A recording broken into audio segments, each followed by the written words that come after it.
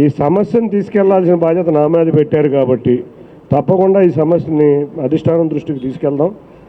అంటే ఇంతవరకు ఆ ట్రాన్స్ఫర్లు ఏంటో కూడా నేను కూడా చూడలేదు. తప్పకుండా మాట్లాడతాను.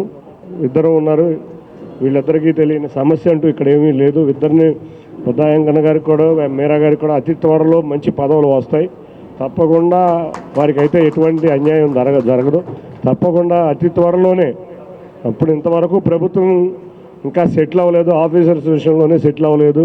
రాష్ట్ర ఆర్థిక పరిస్థితి కూడా ఇంతవరకు చంద్రబాబు నాయుడు గారు లాంటి అనుభవజ్ఞుడికే అందలేదంటే మనం అర్థం చేసుకోవాలి. కొంచెం ప్రభుత్వం సెటిల్ అయినాక అతి త్వరలో ఇక్కడ ఉన్న నాయకులకి కార్యకర్తలకి న్యాయం జరిగే విధంగా మేము ముగ్గురం వ్యవహరిస్తాం. అంతేకాకుండా వాళ్ళిద్దరూ ఆలోచించుకోవాల్సిన పరిస్థితే లేదు. ఆయన చేసిన పోరాటం కానీ ఆయన చేసిన ఏది వృధా పోదు, అది ప్రతిదీ చంద్రబాబు నాయుడు గారి దృష్టిలో ఉన్నది.